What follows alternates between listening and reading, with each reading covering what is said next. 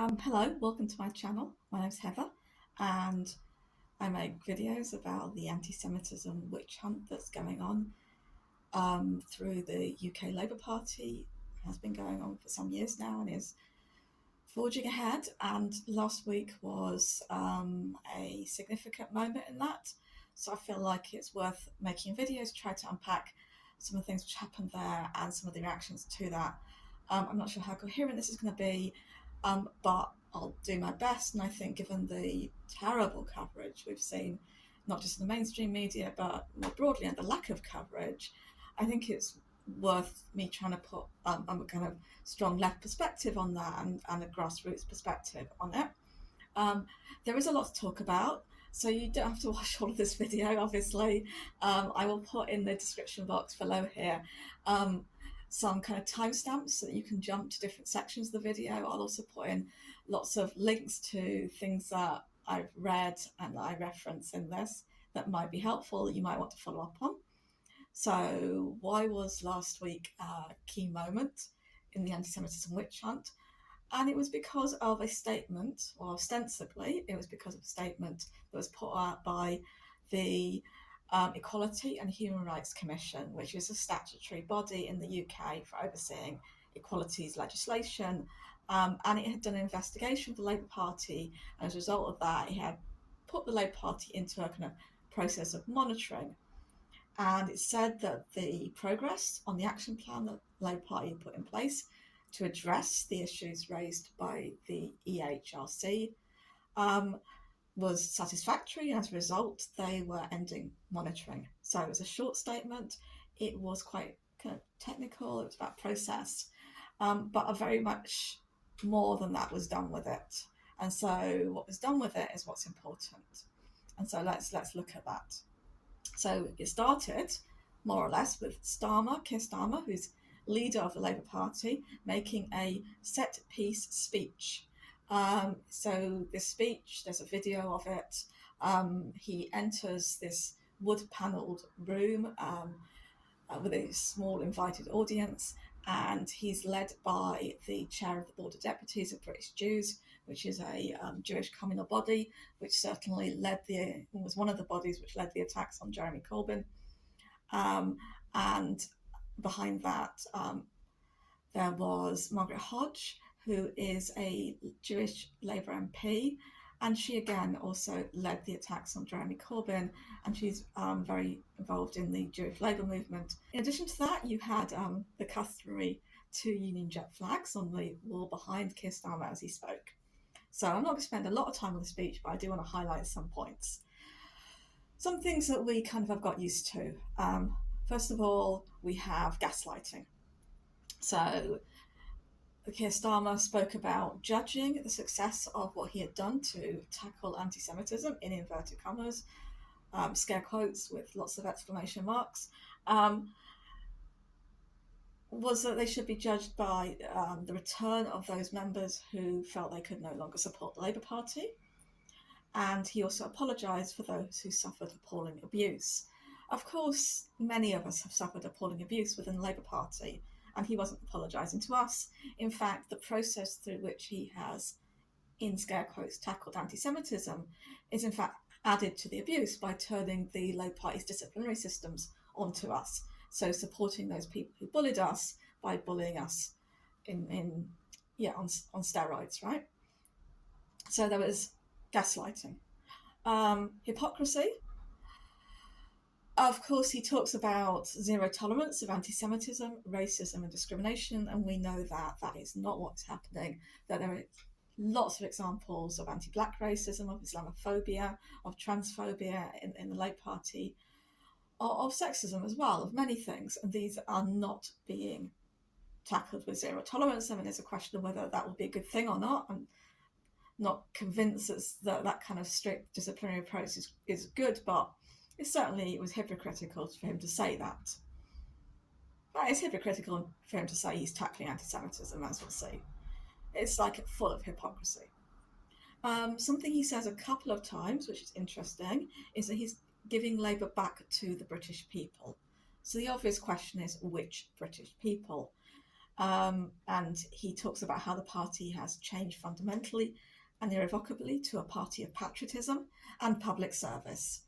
And very much this captures the way in which he's giving the party back to the British establishment, which is not the British people. In fact, the interests of the British people are quite the opposite of the interests of the British establishment.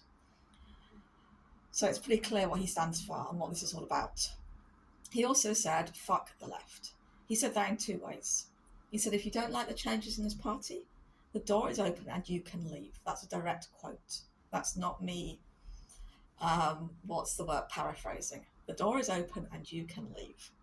He also said Jeremy Corbyn, who of course was the leader of the Labour Party, who led an insurgent left-wing movement through the Labour Party between 2015 and 2019, he will never stand to be a Labour candidate again. Now, it's pretty clear to most of us that wasn't going to happen, but saying it clearly and saying it in that way is adding to the fuck you that he was giving to the left. So this is interesting, this speech, disturbing, interesting. The reality of what the EHRC said in their report was that Labour was responsible for acts of harassment and discrimination, unlawful acts of harassment and discrimination. And that sounds really bad, right? But we have to look at what that was about, what they actually said.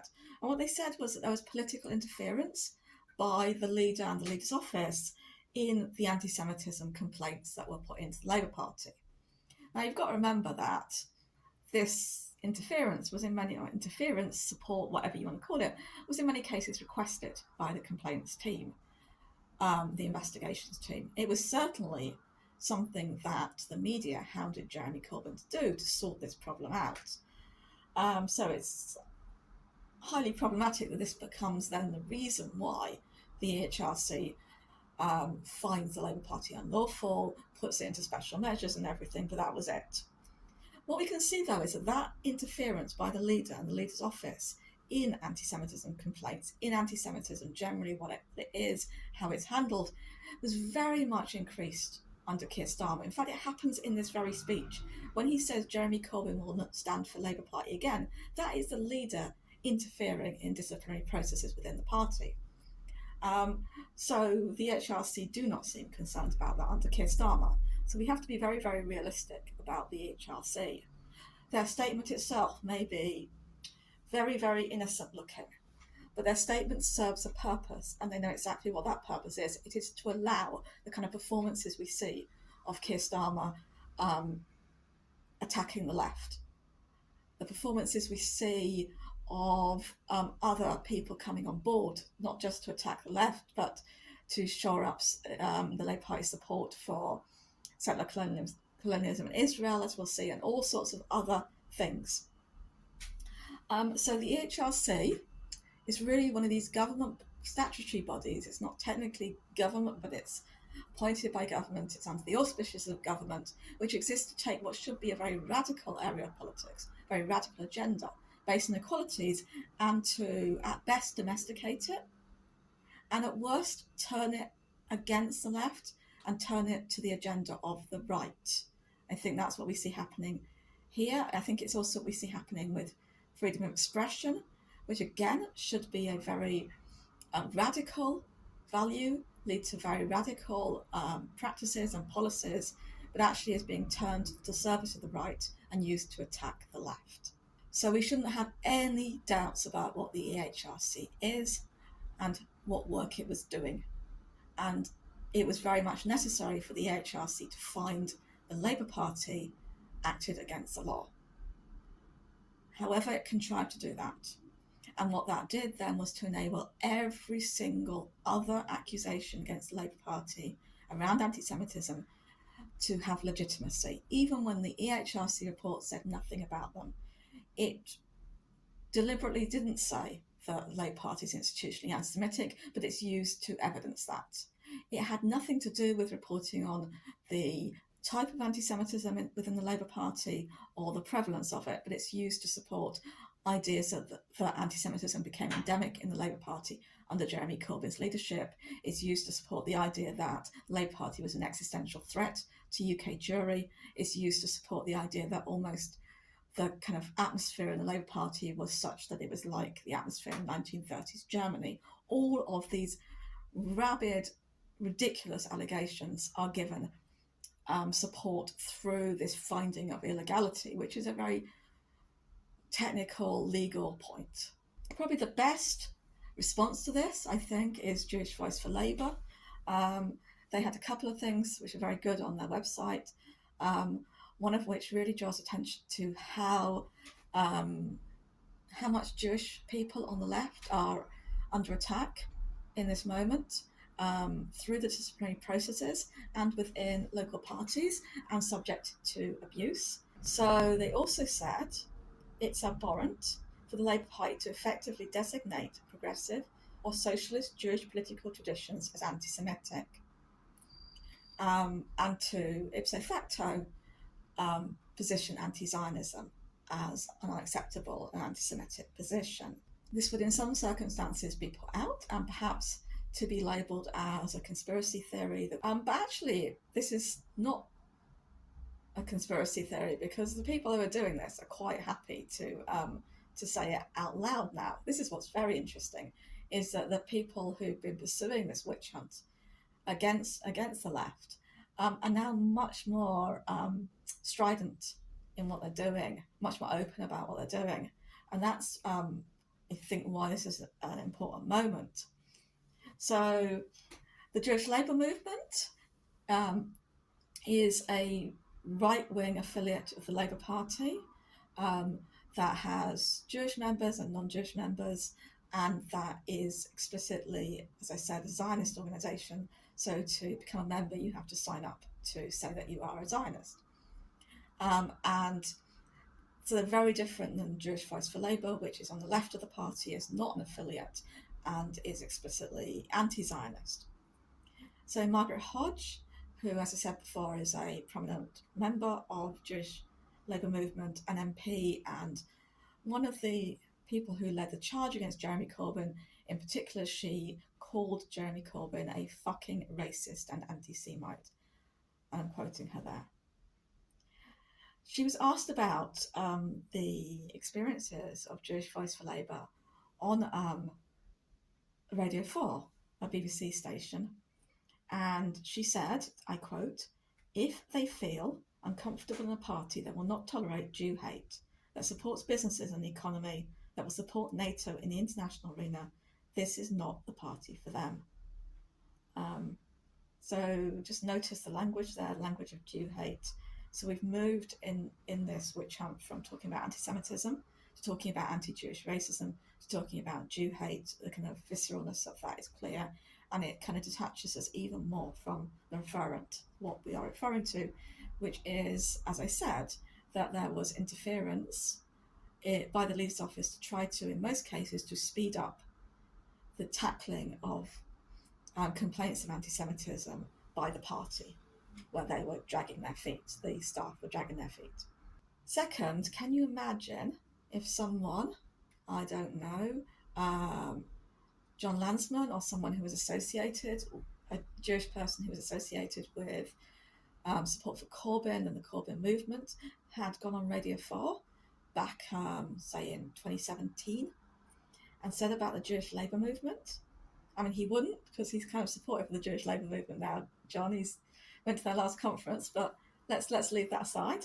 Can you imagine if he had said an equivalent statement? Something like, if they feel uncomfortable in a party that will not tolerate apartheid, that supports workers and economic justice, that will support peace in the international arena, this is not the party for them. There would have been all hell breaking loose, and this would have been seen as anti-Semitism. But no, it's not against left-wing Jews.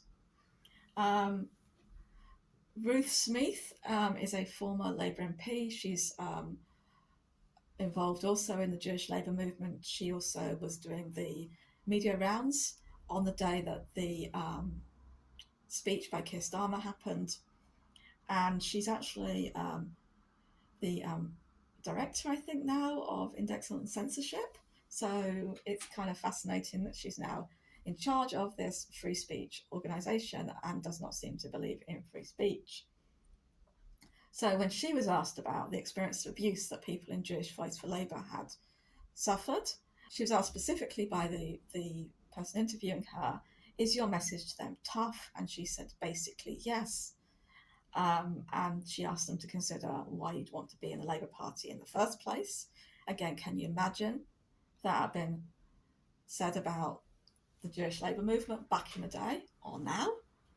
I would say that about the Jewish Labour movement. Really, should they be part of a left-wing movement when they support apartheid? So there's much more admission that this is really about Zionism as well. There's much more kind of confronting of that and openness about that by the people pursuing witch hunts. I think we can see that if we step aside from the Labour Party for a moment in the report that Rebecca Tuck wrote about anti-Semitism in the National Union of Students. I think we should all be paying attention to what's happening in the UK National Union of Students because of the way the witch hunt is being pursued within universities and the very explicitly anti-Palestinian and anti-Palestine solidarity push that's happening there. And so I've done a video on that. So it's not got many views. So I hope some people will go away and watch that. But getting back to the Labour Party, on the 1st of February, so just a couple of weeks before this set piece speech, this EHRC announcement, so I'm sure when they knew that was happening, Kim Johnson, who's a Labour MP, she's one of the more left-wing Labour MPs, everything's relative. She said in Parliament, she asked a question about Israel-Palestine, and she talked about Israel's current government as fascist, and she spoke about Israel as an apartheid state. And she was put under huge pressure to apologise by Keir Starmer and by others inside the party, by the whips, and she did do that. It's very disturbing that the mainstream position on human rights position on Israel-Palestine, that Israel's an apartheid state, is not something that is sayable by Labour MPs in Parliament. But that's where we're at. About a week later, Rachel Reeves, who's very much part of the Starmer project, very central to it, she's the shadow chancellor, she is quoted as saying in the Jewish News, I think this shows how seriously Keir takes booting anti-Semitism, anti-Zionism out of the Labour Party. So there's a blurring entirely going on between anti-Semitism and anti-Zionism and an explicit position of getting rid of both of them from the party. Okay, so I think we can see in the media reports about this, particularly the right-wing media reports about all of this, the EHRC, Keir Starmer's speech, Jeremy Corbyn not being a Labour Party candidate, showing the left the door, that it's very directly being said that this is an attack on the left and it's being acknowledged as such. So David Aronovich, writing for The Times, I'm not going to quote him, it's a terrible article, it's a tired recycling of stereotypes about Trotskyists and about horseshoe theory, where of course he compares the left wing of the Labour Party to supporters of Donald Trump, and throws in some virulent anti-trans rhetoric alongside all of this. And it's a viciously hate-filled piece against the left. One of the people in charge of Labour Against Anti-Semitism was given space in the Jewish Chronicle, and he writes that great strides have been made to tackle anti-Semitism under Keir Starmer, and he says there are other positive effects for doing it. And one of those positive effects, he says, is that it means getting rid of people who typically hold other unacceptable, damaging and illiberal views, such as direct or implicit support for Russia's genocidal war in Ukraine. I mean, this is obviously wrong. It obviously means allying with people who typically hold unacceptable, damaging and illiberal views, such as direct or implicit support for Israel's genocidal occupation in Palestine. But everything is topsy-turvy, everything is through the looking glass. But what's important here is, I mean, no one supports Russia's genocidal war in Ukraine on the left. What people on the left do is to ask questions about the way in which the West generally, NATO, are approaching this, about the way in which our media is covering it. This is really not the same as supporting Russia, but of course this is all getting blurred in together, and it's clear that it's an attack on a range of left-wing views, and particularly anti-imperialist left-wing views. I'm going to end with something that the chair of the Board of Deputies said, I think today. She was referring to it being a journey to tackle anti-Semitism in the Labour Party. And she says the journey has not ended. Particularly at local level, there's toxicity. There are still MPs, there are councillors. So it's very clear that there's an agenda to take out more people through this. Now, she would say, oh, we're just kind of getting rid of people who are anti-Semites. But it feels like there's an agenda to attack anyone who allied themselves with Corbyn, allies themselves with Palestine. And of course, these are the same. For her, anyone who allies themselves with Corbyn, anyone who supports Palestinians is ipso facto anti-Semitic, right?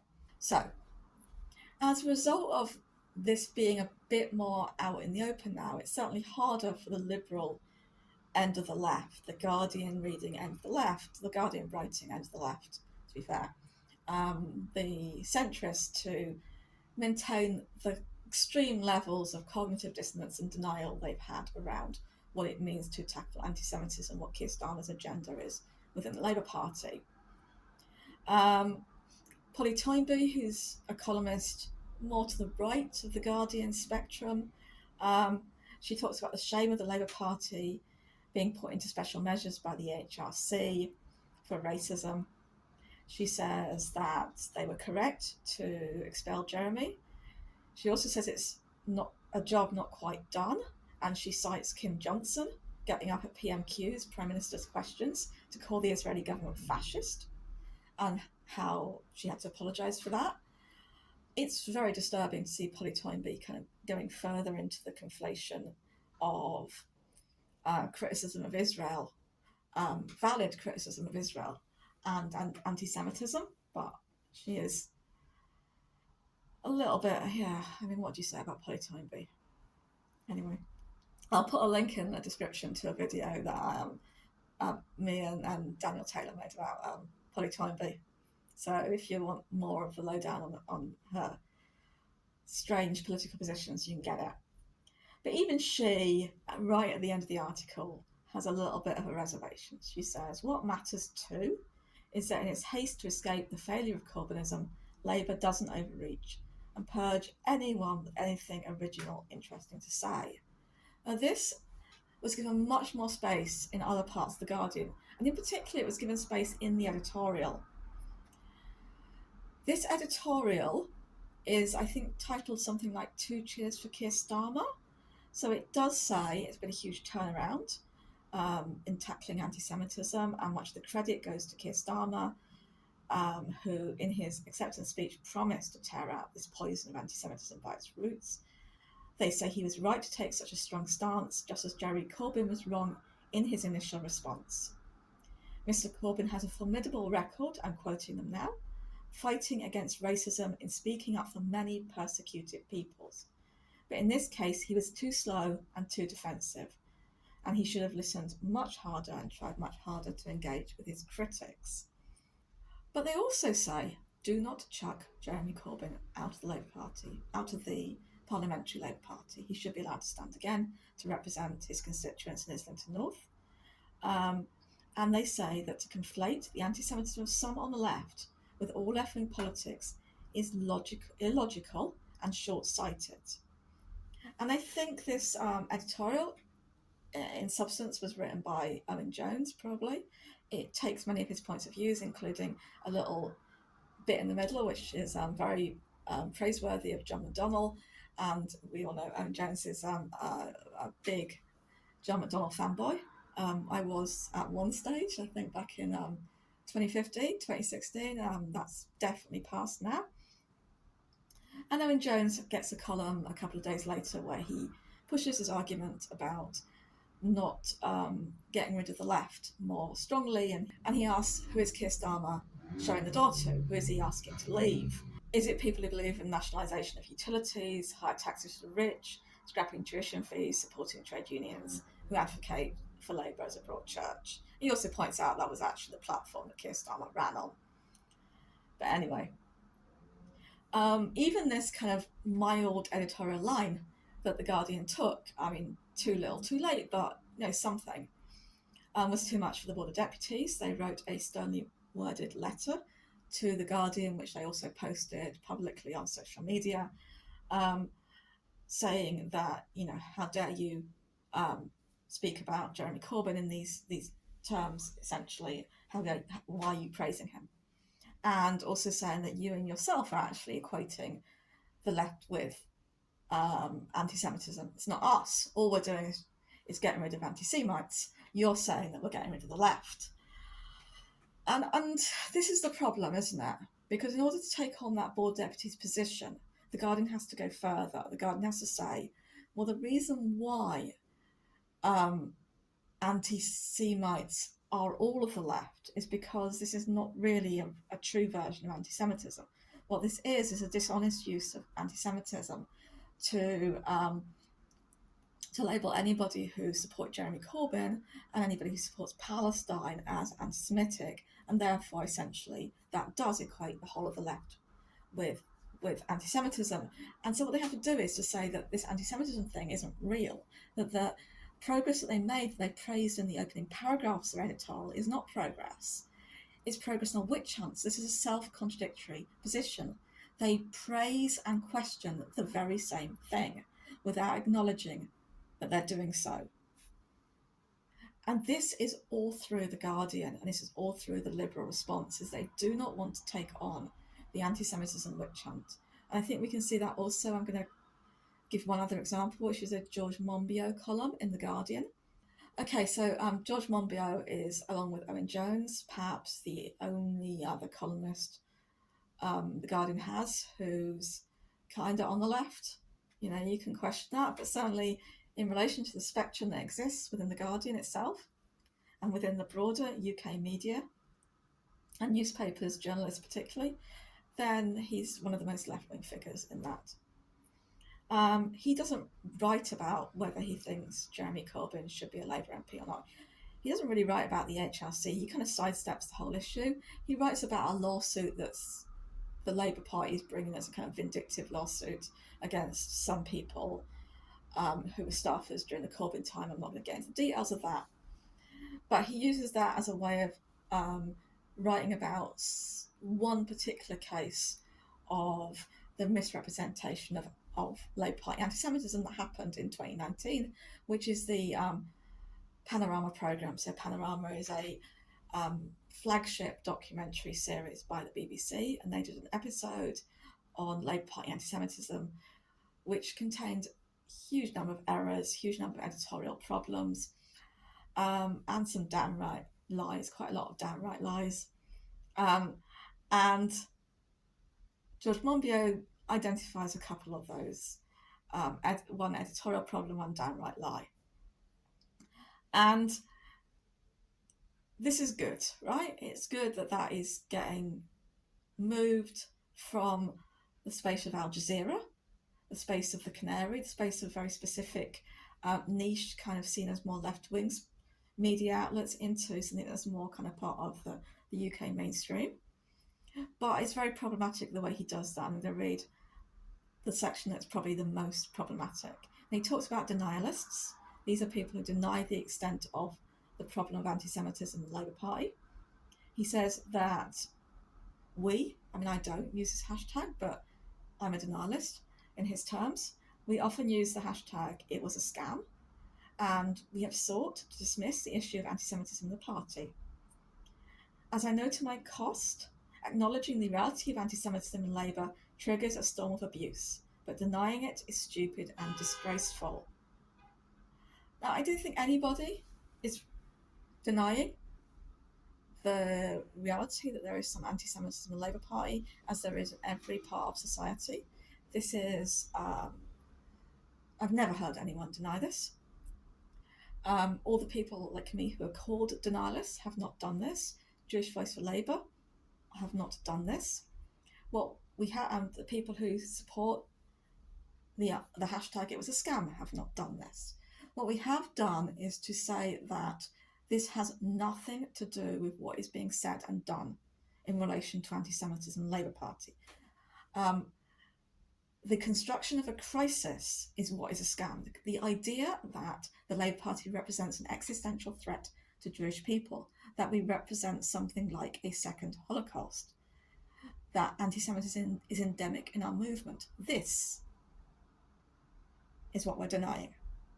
This does not make us denialists in the way that George dismisses us. It makes us people who honestly look at the truth of the situation and say it. And I hope that George Monbiot will start to do that a lot more. Because there's a problem when you can take one little bit of the witch hunt and say this is nonsense, but you can't say that this means that a lot of the rest of it's nonsense. And this is a problem as well with Owen Jones and with Navarro Media and with a lot of the liberal, softer end of the left. Okay, so what should we do? Well, we're not really got an embarrassment of riches here. There's not a lot of options.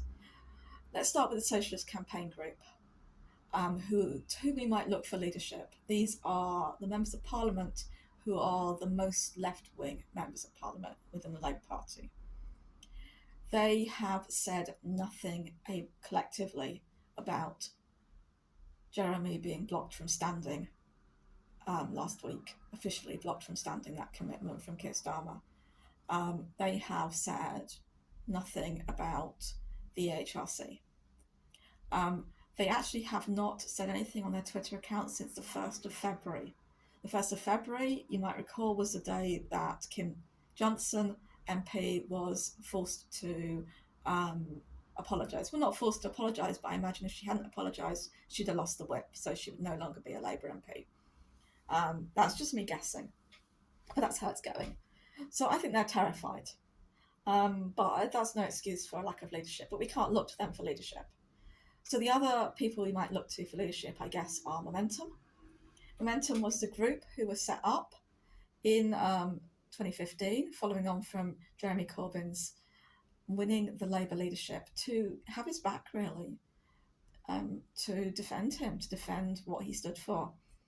And it's tragic that they are no longer going all out to defend Jeremy Corbyn.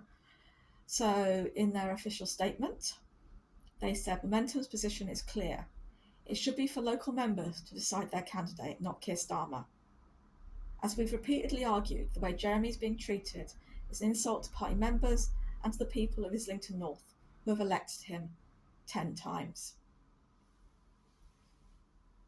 I'll come on to the problem with that in a bit, but words aren't going to cut it.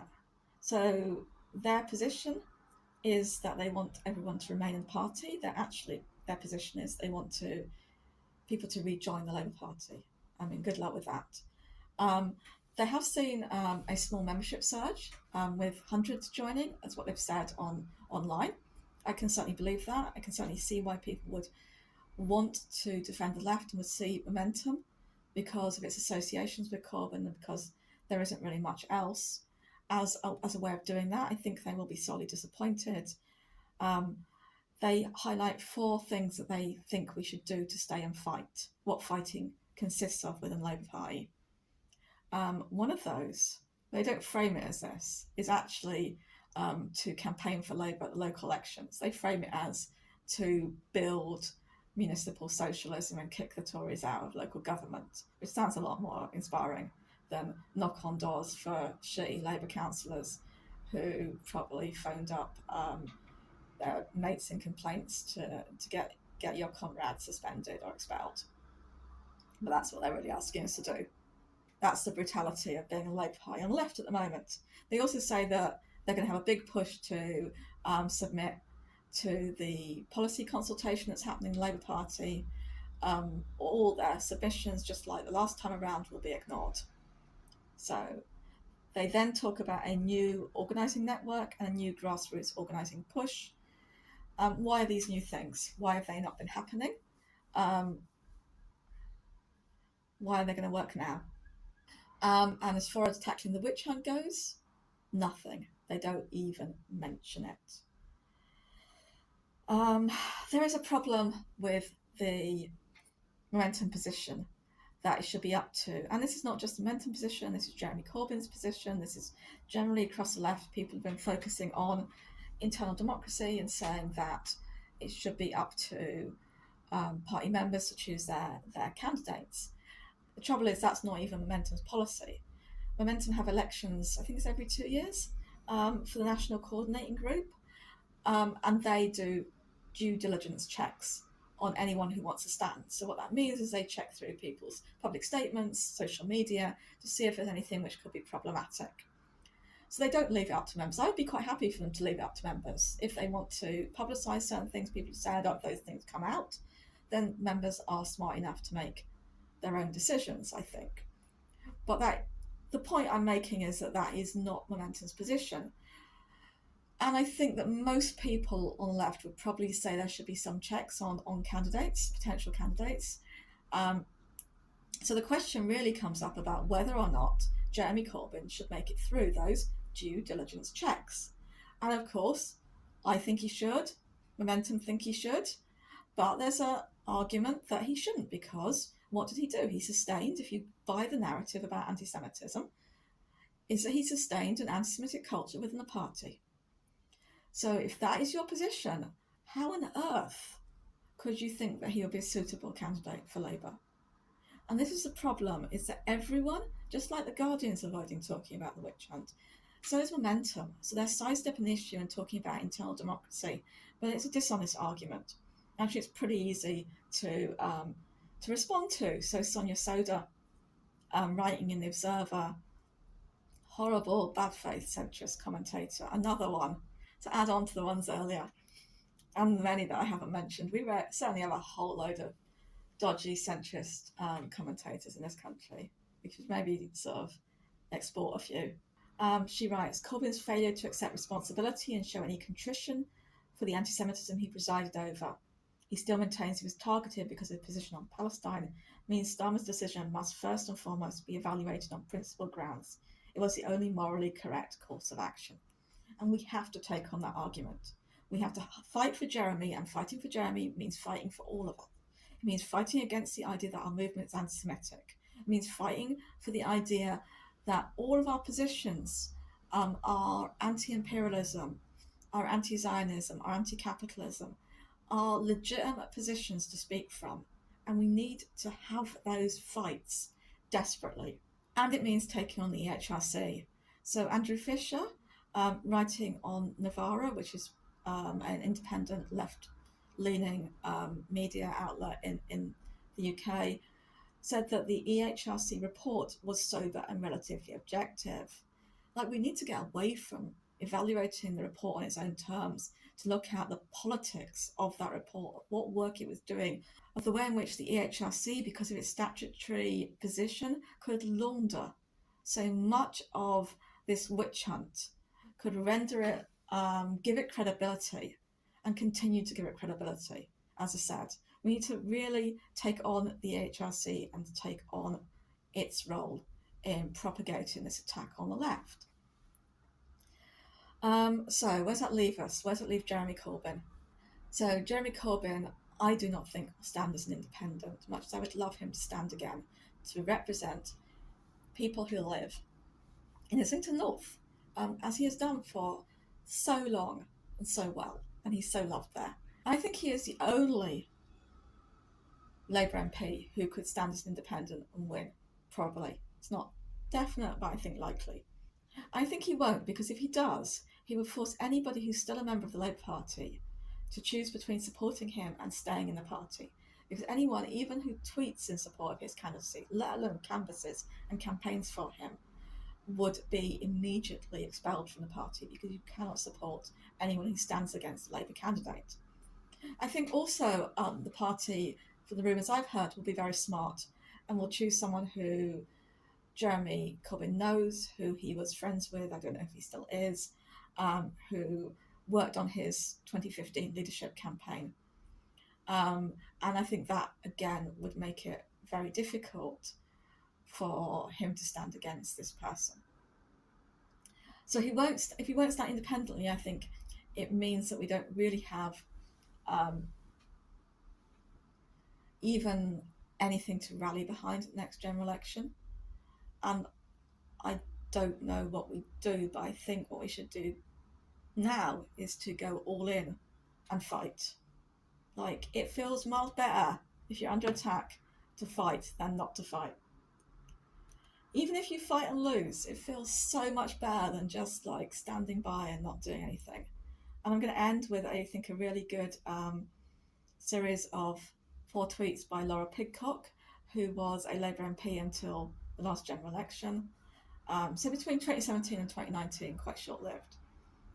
And has left the Labour Party since, and does a lot of work with the People's Assembly, so I'll put a link to them in the description in tribute to her. She has said, in response to it being confirmed by Keir Starmer that Jeremy Corbyn will not be allowed to stand as a Labour MP in this general election, she recalls discussing how best to defend and fight for Jeremy, back when he was first suspended and then the whip was removed. And she says that we had to fight and defend Jeremy, not just because it's the right thing to do for him, but because of the political importance of defending socialist ideas. And she says that in various forums, there is always some who put significant energy into the argument that quiet defence, a polite defence, which would avoid unleashing the power of thousands supporting Jeremy, was what was needed. In case a loud and powerful protest upset those who hold the balance of power, which is the right of the party, and ruin the crumb of a chance they may give him the whip back. I don't think there was a crumb of a chance, but maybe. So what you do, Laura says, is you suffer 2 defeats. First of all, Jeremy does not have the whip back. He's not a Labour MP. And second, people were not encouraged to fight. Please, please, please let this be a lesson to us all.